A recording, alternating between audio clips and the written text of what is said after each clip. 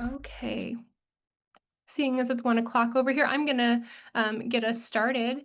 Good afternoon, evening, wherever you may be. My name is Emma Rathie. I'm the manager of programs and exhibition production here at the George Eastman Museum in Rochester, New York. And thank you so much for supporting programs here at the museum and choosing to spend your time with us today. Today, you're going to hear from Emily Phoenix, Assistant Conservator at the Eastman Museum. You will learn about the extensive conservation treatment of a framed group of 19th century photographic portraits. Find out how the treatment improved the appearance, ensured the long-term preservation, and provided new insight into the context and creation of these 28 ambrotypes, tintypes, and panatypes housed together. A little bit of housekeeping. Closed captioning is available for this lecture, and you can enable this function on your toolbar. If you have questions today during the presentation, please use the Q&A button on your Zoom screen. This is going to be at the top or bottom of your screen, depending on what device you're using. And at the end of the talk, we will try and get through as many of the questions as we can. The chat function is also open. We're not monitoring that for questions, really, but feel free to use it to say hello and where you're tuning in from if you like. Also, we're recording today's talk, and we're going to put this on our YouTube channel if you'd like to watch it again or share with others. You're also going to find many other virtual talks and public programs on our YouTube channel. With all of that said, I'm going to pass it over to Emily to get us started. Thanks, Emma. Let me just share my screen.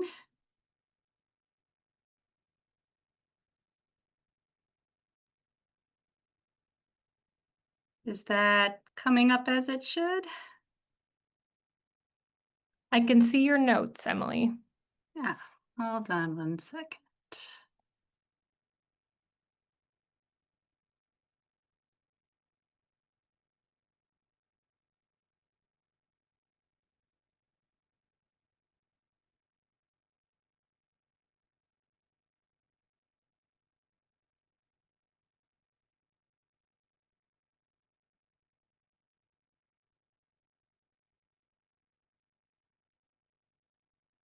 Is that better? Yes. Thanks, Emma. Sorry for that. Thank you, Emma, for the introduction. As Emma was saying, I'll be talking today about a fascinating object that is currently on display in our selections from the collection gallery.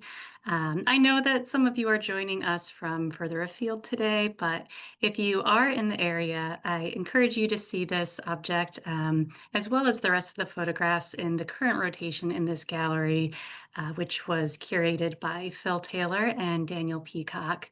They are really, there are some treasures in there. So please, if you're able to see them in person, I hope you'll check it out. The current rotation is going to be up through May 3rd.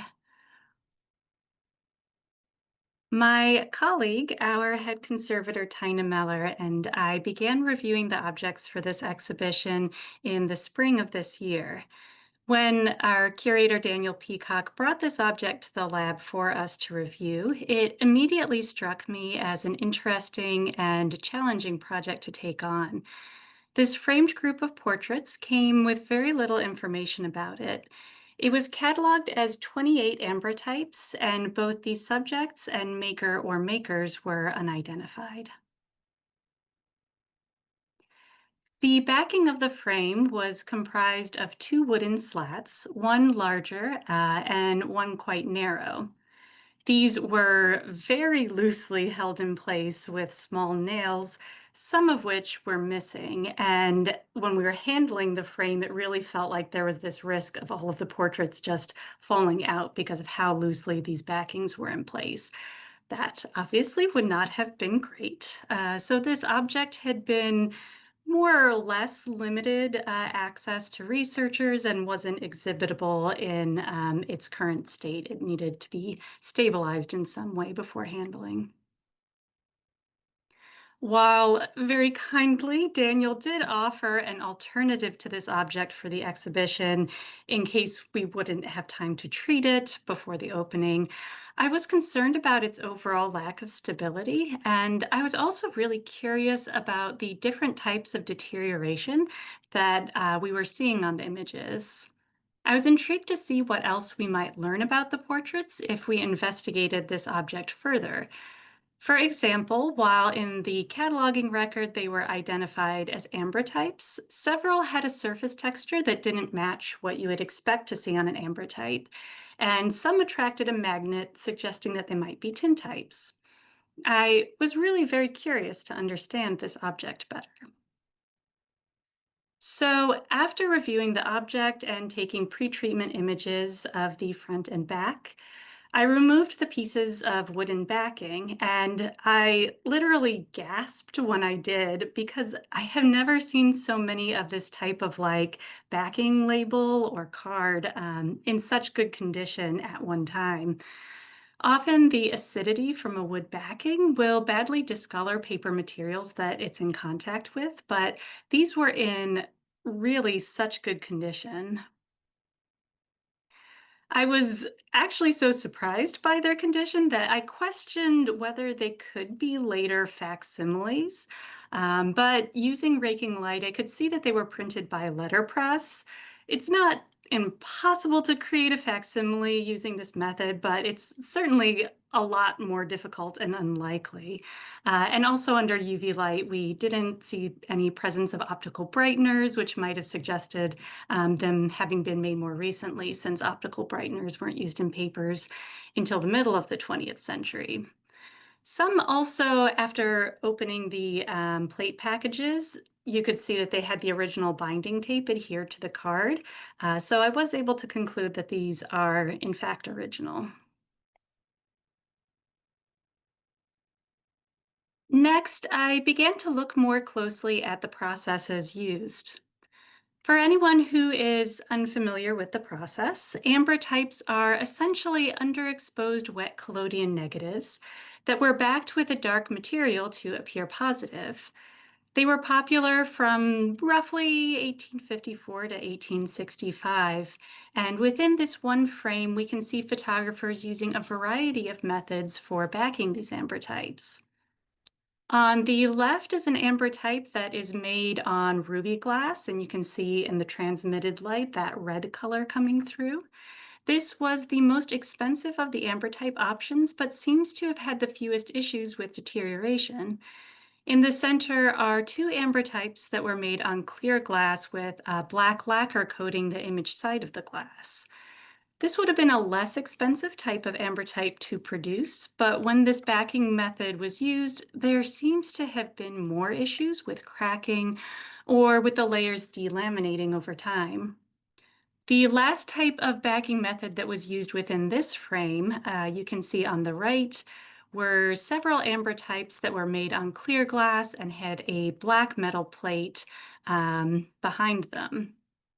What's fascinating to me about seeing these different backing methods, along with those different labels expressing how affordable the different studios were, is that you really get a sense of this experimentation that was happening at the time to find cheaper or more durable or faster or just better methods to make photographs. And really, it's just like a hop, skip, and a jump from making an ambrotype that's backed with that metal plate to making that collodion image directly on a metal plate with a black coating, which would be known as a tintype, which was patented in 1856 and achieved widespread popularity by around 1860. And we see these also within this frame, the two tintypes that you see here. This process not only reduced cost, but it was also more durable and it was thin and lightweight, which allowed it to be sent through the mail, which was very highly desirable. Ambrotypes and tintypes are both pretty common 19th century processes, but one particularly exciting discovery was that three of the portraits are panatypes. This is a much more rare process with only a handful of examples identified in our collection, most of which were made in France, where the process seems to have had a little more popularity than in the United States. They're created by making a collodion silver image on glass, like you would an ambrotype, and then transferring it to a black oilcloth or patent leather support. You can see the texture of the fabric visible in specular raking light. This process was prone to issues of cracking or adhering to surfaces it came in contact with, especially in high humidity. And we'll talk a little bit more about that in a minute. But that may explain to some extent why it didn't achieve quite as much popularity, and we see fewer examples today. Another aspect related to process that interested me is perhaps most easily seen on these three portraits on the top right corner of the frame. Ambrotypes are often spoken of as unique in-camera images, like a daguerreotype or, as a more recent example, a Polaroid. So, like this completely unique object that was in the room with the person when the photograph was made. But these images were suspicious to me because they had characteristics that I associated with daguerreotypes. For example, you can see this kind of like polarized edge between the highlights and shadows, like around her arm there. And there are also these kinds of lines or streaks that are visible in the image that reminded me of the polishing marks on a daguerreotype plate, but you wouldn't see those on an ambrotype. And then there's this little artifact here. It looks like a scratch, but a scratch on an ambrotype would remove the lighter image material, leaving a dark area.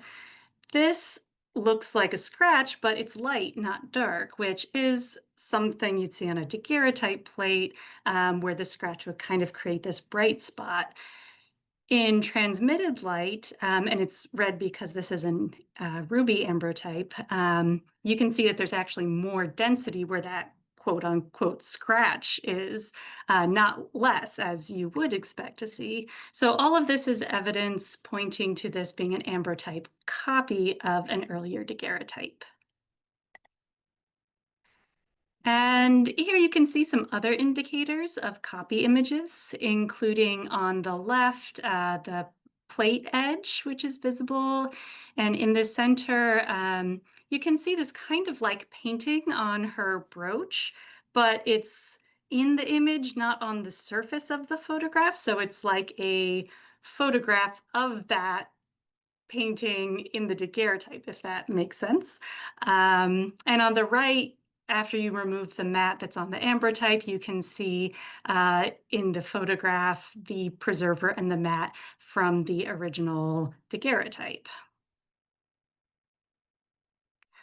Of course, I hardly needed to investigate it so thoroughly because if you read the back labels for the same group, it's clear that copying to ambrotypes was a significant part of these photographers' businesses.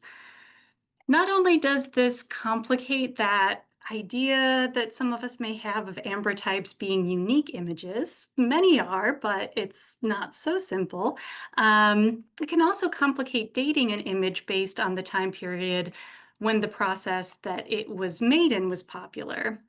Not just these three, but most of the labels in the frame advertise that the photographers made copies from daguerreotypes, and on some, I honestly am not sure if their copies are originals. You can see that this label even advertises cleaning and copying. And as I was sort of looking at this, I was thinking about how, in some ways, offering the services of cleaning and copying these earlier daguerreotypes could be considered a precursor to our modern field of conservation. You know, like if an earlier process was prone to deterioration, then cleaning and reformatting that image to a newer process that either was or at least was perceived as being more stable was likely the best option available to most people to preserve the image. At that time, it's not like you could upgrade your HVAC system or rehouse them in the ways that museums today would be able to do. And overall, the images on the plates are in remarkably good condition. But there was still quite a bit of work needed to individually treat each portrait, because while they are framed together, which kind of gives the impression of this being like one object, they're Really 28 objects, and each of those 28 objects have between 3 and 5 components in the plate package, and each had issues that were specific to how it had been made. For example, all of the plates that used a metal backing had a similar issue with the shadows looking hazy. After opening these plate packages, it was possible to see that the cause of the haziness were these white deterioration products forming on the black backing material. Interestingly, the white haze increased in areas with a greater density of silver, creating these sort of haunting ghost images. Under magnification, these appeared as kind of a crystalline deposit, momentarily making me wonder if the image silver could somehow be interacting with that backing material. Analysis with X-ray fluorescence didn't indicate the presence of any silver, and I was unable to conclusively identify these deterioration products with the time and equipment we had available, but it did pique my interests and curiosity, and seems like it could be an area for further research. These deposits were removed with a dry cotton swab, which I did under magnification just so I could watch for any possible abrasions while I was cleaning. And in this portrait, I was curious about whether this mat was originally placed with the text reading "The Union Now and Forever" upside down, which you can see on the left. Opening the plate package, I found that this must have been unassembled and reassembled in a different arrangement at some point in history because the ghost image in that white haze on the backing plate was upside down as well. So I was pleased that we could not only improve the image quality through surface cleaning the backing, but could also confirm that the mat could be rotated for the text to be right side up without it kind of creating concerns that we were altering its original appearance since we knew that it had already been altered. 10 of the portraits had a visually distracting amount of green corrosion on the brass mats. Brass is an alloy of copper and zinc, and this green corrosion forms from the oxidation of the copper due to exposure to oxygen, moisture, salts and acids from hands if they've been handled. Possibly also the glass deterioration products are interacting with them, and it's not great looking. Most of the brass mats were quite thin and easily bent out of shape. They had been pressed to create that appearance of a bevel as well as those decorative elements. And applying pressure to the mats without properly supporting them could have created distortions in the shape. So my first step was to create a cleaning board using Volara foam that would gently support the mat while I worked. I removed the green waxy corrosion products mechanically using a variety of tools, including brushes, a needle tool, and a sharpened skewer. After the corrosion was removed, I applied an isolation layer of B72 in acetone. And you can see that while the green corrosion is now gone on that image on the right, there are still dark areas on the mat where the corrosion had been. I then in-painted the dark areas with mica pigments in Aquazol 200 and ethanol. I found the mica pigments to be challenging to work with. Their color and sheen changed quite dramatically depending on the type and the angle of the light source. And it actually looked the worst when I went to take after treatment images on our copy stand, which is the image top center there. But it looked pretty good under my work light at my bench, and I decided to try it in the lighting in the gallery and was relieved to find that in the gallery lighting, the mica pigments blended pretty nicely with the color and sheen of the brass mats. And here is one more example of a brass mat before and after treatment.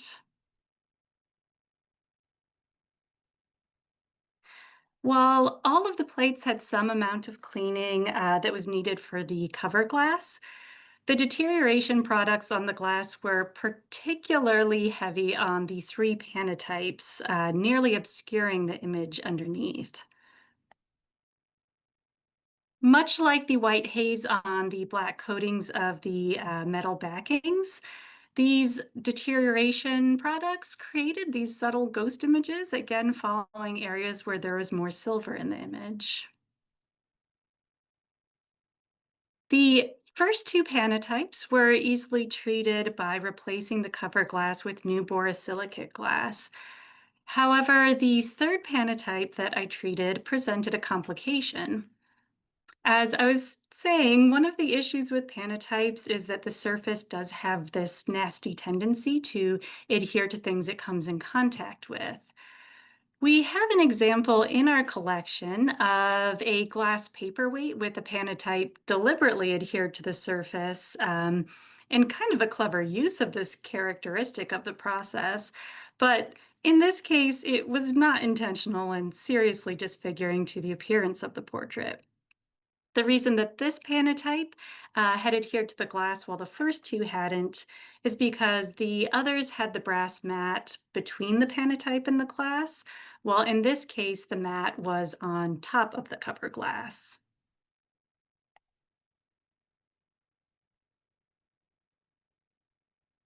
Removing any photograph that has adhered to glass can be a bit of a risky proposition, but even more so for a process that is more rare like this because I couldn't really find examples of this treatment being performed on a panotype. In order to get a little practice, I decided to try to create kind of a practice object to use. And I used a tintype from my personal study collection, along with some historical glass from the museum study collection. And I used alcohol to resolubilize the varnish and stick the tintype to the glass. I tried some different techniques for removing the tintype, including using a microtome blade and hot air pencil, and also tried freezing the test with mixed results and I'll say partial success. But I suspected that the tintype and the panatype would not behave in the same way. They just felt so different as materials. And I was concerned about the risk of damaging this. I put off treating this for as long as I could. But after discussing the risks with Daniel and with Tina and receiving their encouragement, I proceeded with the treatment. I first loosened small areas of adhesion around the perimeter of the mat with, around the perimeter of the object with a mat cutting blade. And one technique which can be successful with when unblocking photographs or varnished paintings from glass is freezing. This can be done through the careful use of dry ice, but I learned about the use of magic freeze spray from colleagues who'd found it effective, and I was eager to see if it could work in this case. If you're not familiar with this product, if you've ever watched baking shows or like shows where they're trying to solidify chocolate. This is the kind of spray that they use. And it was an excellent way to freeze a localized area in this very controlled way, but unfortunately, it had little effect on the panotype. If anything, it seemed to strengthen the bond between those materials. So for me, it was not so magic-free spray. In the end, I found that carefully scraping and prying with a sharpened spatula after warming with a hot air pencil produced the best results.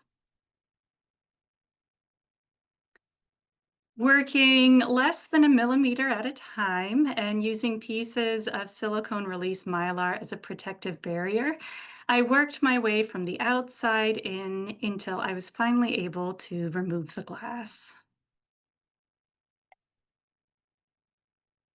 And this is the portrait before and after treatment. You will be able to see that there are some small losses there, but overall, we did consider it a considerable improvement to the appearance. And after completing the last individual portrait, I could then turn my attention to the frame. After cleaning and removing pressure-sensitive tape from the surface of the frame, I filled losses in the frame's gesso layer using gesso paste made from hide glue and kaolin applied in several thin layers. The gesso paste was shaped and sanded before I inpainted both those larger losses as well as some of the other scratches on the surface with watercolors over an isolation layer. And here you can see the corners with the largest losses before and after treatment.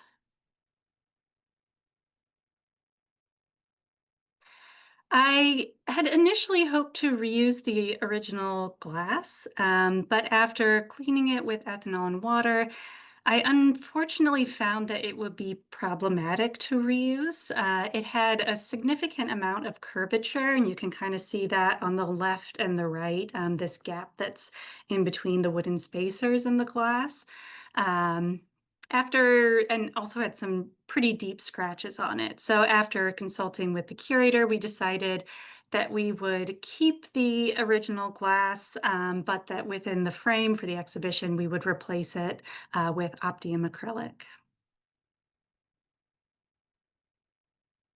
The different plate packages had different thicknesses, which presented another challenge in returning them to the frame.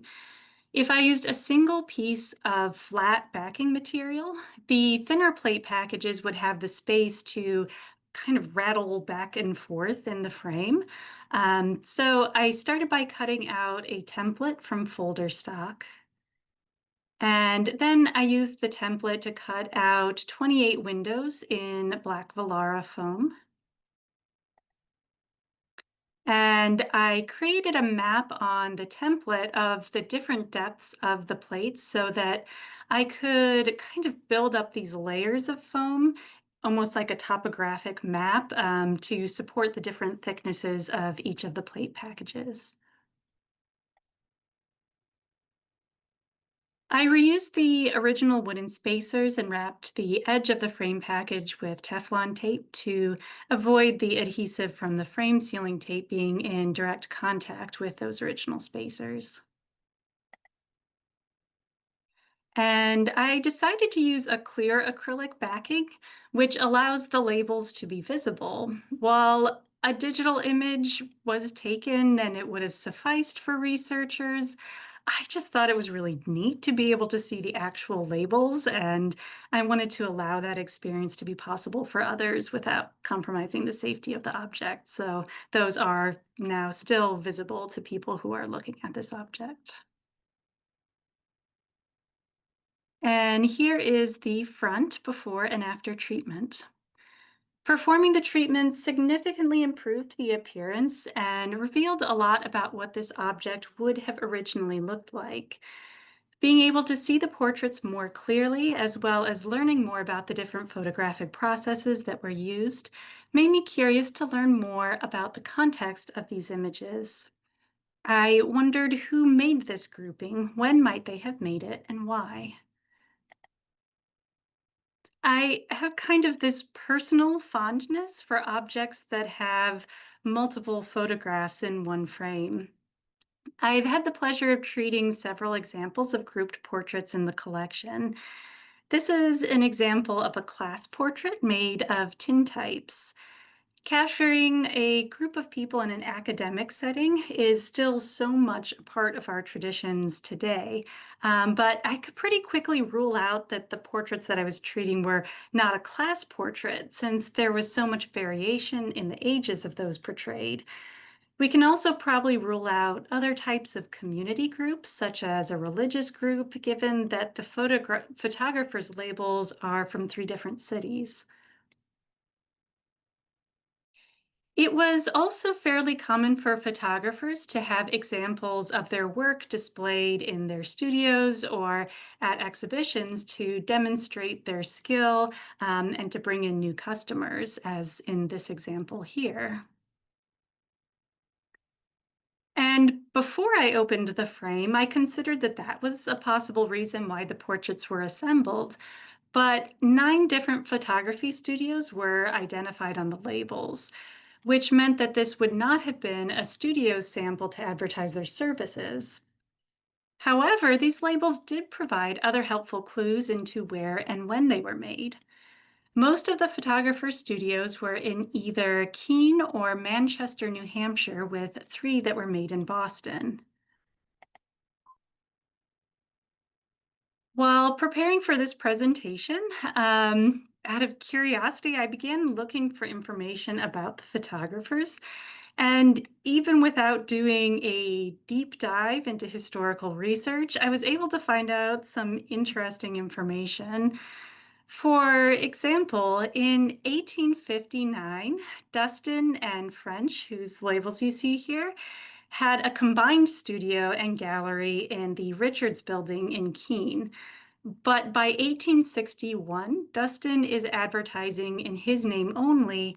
And in May of 1862, the New Hampshire Sentinel mentions a court case between the two photographers, which would be interesting to know more about, perhaps related to patents.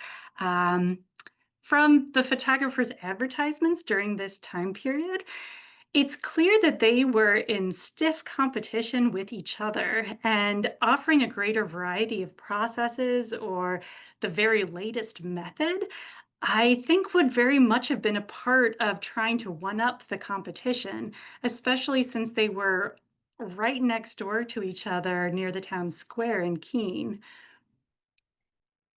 That is until a fire burned down the block where both studios were located in 1865. You can see both of their ambrotype signs in this image taken shortly before the fire. On October 21st, the Cheshire Republican, which is the local paper, reported that while French and Sawyer had a loss of $3,000 and didn't have insurance, S.C. Dustin had a loss of only $400 and he was insured for $310 of it.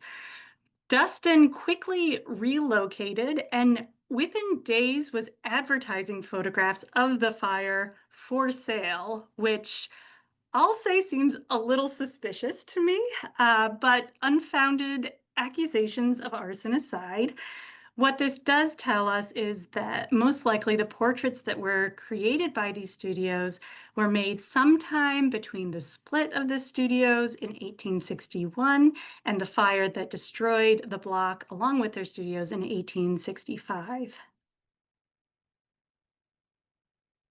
While Dustin moved to a different location, French did eventually get reestablished and close to the same location after the block was rebuilt. And you can see a sign for French photographer in this photograph above the third-story window in 1875.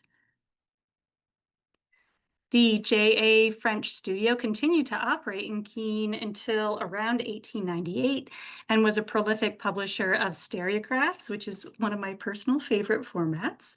I am sure that many more stories about these different photography studios could be revealed through more research. I feel like I was just scratching the surface, but it's so interesting to me. The backs of the plate packages revealed quite a bit about when, where, and by whom these portraits were made. But for clues about why, I turned back to the front of the images. On close examination, you can begin to see resemblances between the individuals. For example, this looks to me like it could be the same boy. This looks like it may be the same young woman, and these three to me look like it's not only the same person, but the brooch that she's wearing actually looks like the same brooch in all three images.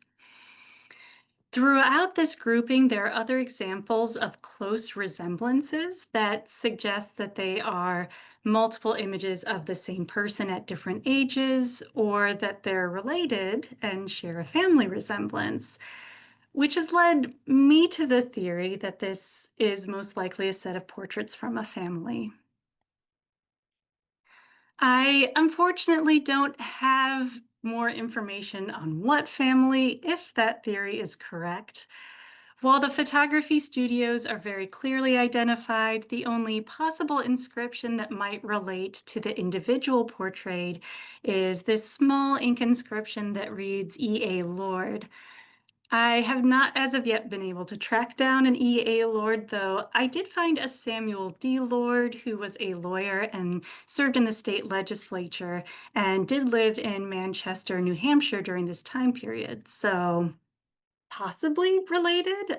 It's really impossible to say without additional research. What really struck me while working on this project were two main things. One is that photographers have always and still continue to ceaselessly experiment with new technologies, both to bring in new customers and also to provide them with photographs that they'll love. And the second is that the impulse to share, collect, and to assemble those images to reinforce family ties has been with us since the early days of photography and continues with us to this day. As you can see in some of my own family photographs on the left, by doing so, families and friends that are far apart can feel less distant and more connected. The assembling of images into one frame reinforces that connection, bridging distance and time. While my family's photographs will likely not end up being cared for in a museum 160 years from now, to me, it's wonderful to think that this object, that must surely have been loved by its original owners, did. It reminds us that while the technology that we use to share images has changed, that fundamental impulse to connect with the people we care about through photographs has remained the same. I want to thank all of my amazing GEM colleagues who contributed in so many different ways across departments to preserve and make objects like this more accessible through their work. And I want to thank the many conservators who have shared their expertise either directly with me while I was working on this project or through their publications and presentations. I especially want to thank Tina Meller because I would not have been able to spend so much time with this object without Tina having reviewed and treating all of the other objects in the exhibition. And I'd like to thank all of you for joining us today, and especially thank our members and donors. Your support of the museum makes projects like this possible. So thank you so much. I'd like to end by reading this poem that was published in the New Hampshire Sentinel in 1861, promoting S.C. Dustin's studio. The ambrotype, O heavenly art that thus imparts a likeness true of those we love, to cherish in our heart of hearts a treasure dear wherever we rove. Peace to him who first unveiled such wonders in the art divine, and Dustin too, whose skill never failed to photograph since auld lang syne. A grateful thought on him I cast, and wish him all the joys of heaven, since all the scenes of happy past by him so truly have been graven.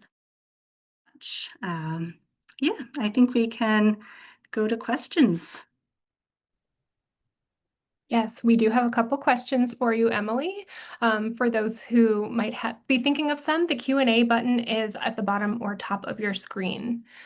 Okay, Emily, first question. Why would you copy a daguerreotype to an ambrotype instead of copying a daguerreotype to a daguerreotype?